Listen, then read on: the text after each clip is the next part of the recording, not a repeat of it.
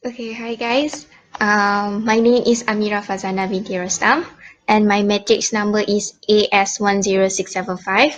So, me and my partner, Yasmin Yohanis, we are going to talk about plants' responses to phytochrome.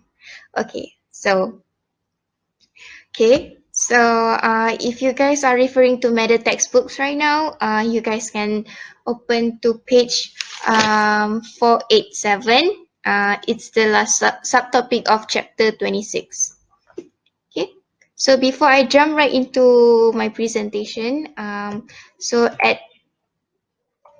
the end of my presentation, you guys can be able to explain the conversion cycle of phytochrome, and you guys can compare flowering in short day, long night plants and in long day, short night plants as it relates to photoperiodism. So the third one, you guys can be able to describe phytochrome's role in plant spacing. So phytochromes, okay? So describe circadian rhythms and the connection to phytochrome. So that is the last thing you guys can get at the end of this chapter. Okay, so plants can actually sense changes in light in two different ways. So how do they do that? So the first way is that plants can sense whether it is daytime, nighttime, or dawn dusk, and they respond by adjusting metabolic processes. Adjusting metabolic processes such as photosynthesis. So the second way is that plants can actually sense the time of year and affecting seasonal responses for processes such as germination or flowering. So have you guys ever wondered, like, how do they do this? Like, how do they sense all of these changes when they don't even have eyes, right? They don't have eyes, but how do they do that? So the answer is, how do they do that? Is that by absorption.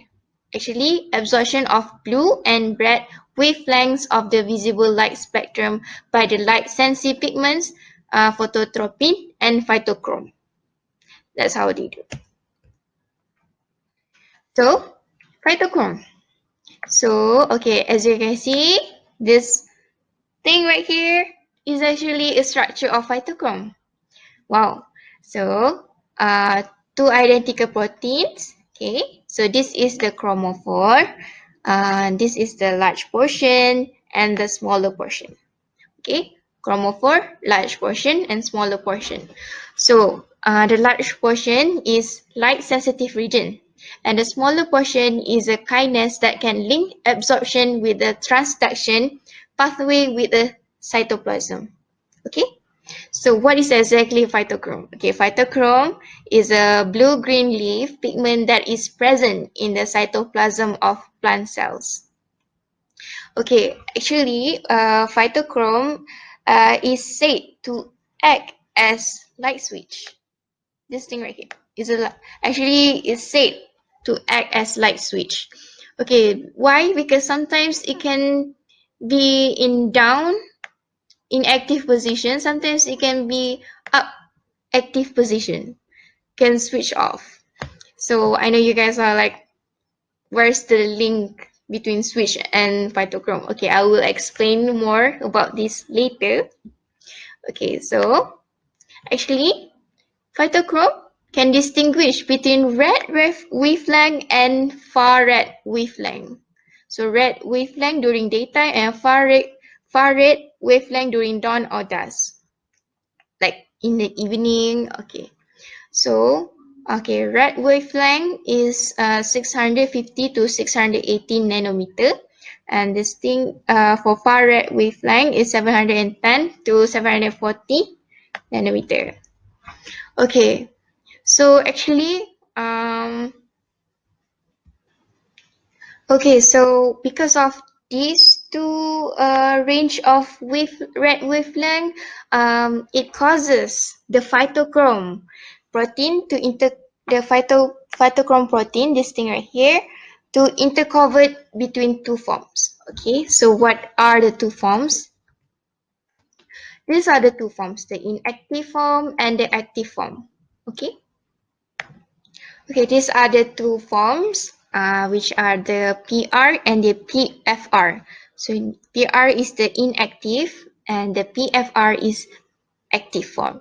Okay, so what does this thing do is that PR, it will absorb red light and is converted to PFR in the daytime. Okay, in the daytime. So PR to PFR, due to absorption of red light, it will be converted into PFR in the daytime. So PFR will absorb the far red light and convert it into PR during the evening. Okay. Okay. So okay, as you guys can see, this R is red, FR far red. Okay. Okay. So this thing is called as the PR to PFR conversion. So this conversion is known to control various growth functions in plants. This cycle. So on PFR will promote seed germination, inhibits shoot elongation, promotes flowering, affects plant spacing, affects accumulation of chlorophyll. Okay. Next. Okay. See, this is the phytochrome conversion cycle. Okay. So the inactive PR form of phytochrome is converted into active PFR in the presence of red light. Okay, which is prevalent in daylight. Prevalent means dominant. Which okay, so dominant in daylight. Okay, so PFR is involved in PFR right here. It involves in a lot of plant responses such as germination, shoot elongation, and flowering. Okay, so PFR, this active PFR is converted to PR whenever light is limited, not just in the evening, but when the light is limited, such as when plants is under the shade or during nighttime. Okay. Hello everyone, my name is Yasmin Yohanes binti Abdul Rahim. My metric number EAS 10370. So my partner and I will be explaining about plant responses to phytochrome. My partner have explained about what is phytochrome, and my part I will be explaining about the functions of phytochrome. So phytochrome has three different functions. First is flowering and photoperiodism. Second is plant spacing, and third is plant germination. So, what is photoperiodism? So, photo is for light, while periodism is for the length of the day. Photoperiodism is basically a physiological response caused by changes in the length of day or night in a 24-hour daily cycles. It influences flowering and also requires the participation of biological clock and the activity of phytochrome. So basically, how do plants know when do they want to flower?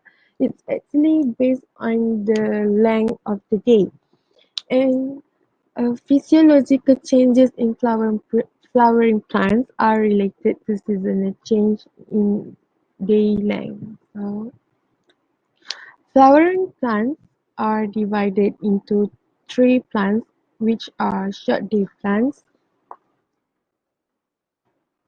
uh, which are so flowering plants are divided into three plants. First, short day plants, long day plants, and mature day plants. Short day plants are plants that flower when the day is shorter in critical length. but it does not flower if a required long day period is interrupted. The example for short day plants are cloud liver, chrysanthemum, and the goldenrod. While so for long day plants, it's a bit different compared to short day plants. Long day plants flower when the day is longer than critical length, and it does flower if an overly long dark period is interrupted by a brief flash of white light. The example for long day plants are wheat, barley, and roses. Okay, for natural day plant, it is not dependent on day length for flowering. The example for natural day plants are tomato and cucumber. So more about short day plant and long day plant. As I mentioned before, short day plants flower when the day is short. So if you okay, this is, let's say this is the length of the day. So if the length of night is shorter than the length of day, the plants will not flower. But if the day is shorter than the night length, the plant will flower. And if the long night is interrupted by flash of light, the plant is not interrupted. Okay. For the long day plants, if the long day plants, it will flower if the day is longer than night. So if the day is shorter, it will not flower. If the day is shorter but the long night is interrupted by flash of light, it will uh it will it will flower. Okay. So actually plants require a specific sequence of day length in order to flower. And actually the length of the day period controls flowering. If you can see here, if the length is for for short day plants, if the length is longer then the plants will flower. If the for long day plants, if the night is shorter than day, the plants will flower. Moving on to the next function of phytochrome in germination. The presence of PFR indicates to some seeds that sunlight is present and conditions are favorable for germination. So, red light or PR stimulate the germination. Far red light PFR inhibits it. And last flash of light controls the result. Okay, as you can see for the first picture, it says dark means there is no light. So if there is no light, the conditions are not favorable for germination. So the seeds will not germinate.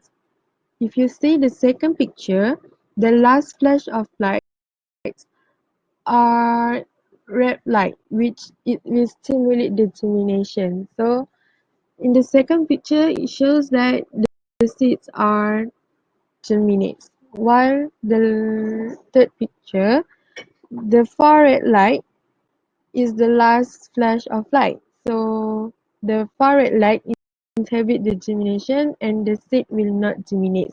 It same goes to the fourth and fifth picture. The last flash of light for the fourth picture is red light, which is will stimulate the germination. That is why the fourth picture shows that the seeds are germinate, while the fifth picture, the last flash of light are far red light. Okay, so actually, phytochrome also involves in controlling shoot elongation and chlorophyll production. Okay, wait. Okay, so as you guys can see, this plant here is stalk potato shoot. Okay, this is normal growth. This is etiolation. Okay, so if red light is prevalent, which means that if red light is dominant and it is in bright sunlight, normal growth will occur. As you guys can see, this plant is very green, very look normal. As you guys can see, this one right here, if far red light is prevalent, as it is sometimes, okay, for example, it is under shade, okay, so etiolation will occur. Etiolation. So these effects are due to phytochrome. Phytochrome. It's because of phytochrome. Okay, okay. You guys can see this thing right here. Is the stem is very yellow and or we call it etiolated. This plant here is etiolated. That is the shoot increases, and what you can see the shoot is increases, but the leaves are very small and yellow. So this is because sometimes plants that are grown in dark, they do not receive a different set of instructions from their phytochrome pigments and thus never exhibit photomorphogenesis. So etiolation occurs. Long, long and yellow. Next.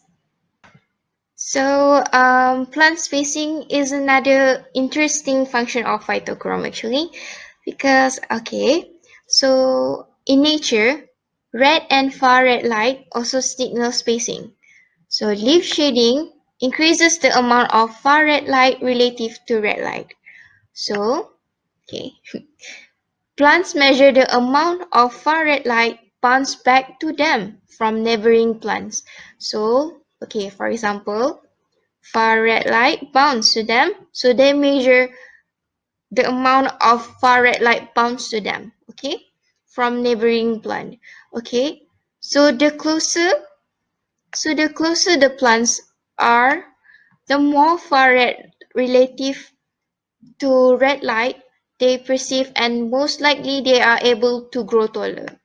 This thing. So to simplify everything, okay, the closer they are, the more the far red light, and they will grow taller. So this actually a strategy for outcompeting others for sunlight. Circadian rhythm. So many metabolic activities in plants such as cellular respirations and photosynthesis cycle through period of high activity and low activity in 24-hour period. These cycling changes are referred to as circadian rhythms. So actually, circadian rhythms are entrained to daily cycle through the action of phytochrome and blue light receptors. Circadian is maintained by biological clock. Okay.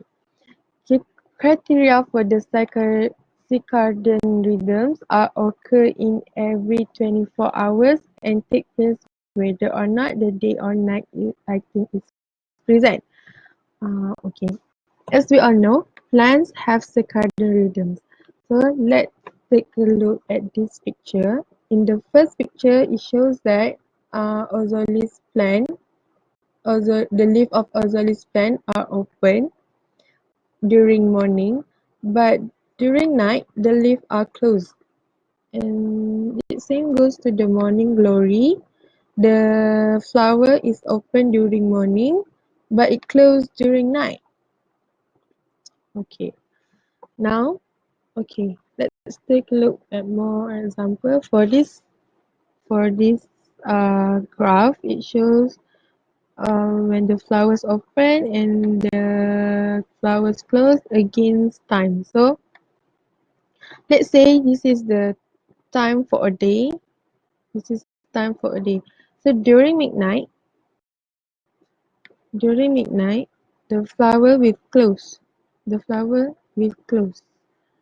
But during the day, the flower will open. And after midnight, and when it reach midnight, it will close again. In order to have a better understanding from what I have explained, I have attached some questions from the media textbook. So the first question is, explain why a long day plant still flower if the long day is interrupted by a period of darkness. So the answer is the plant is responding to a short night and not to the length of the day. So, like I have mentioned before in the previous slide, this one. So the length of the dark periods control the flowering. So the question says the day is interrupted but not the period of darkness. Therefore, the plants flowers like this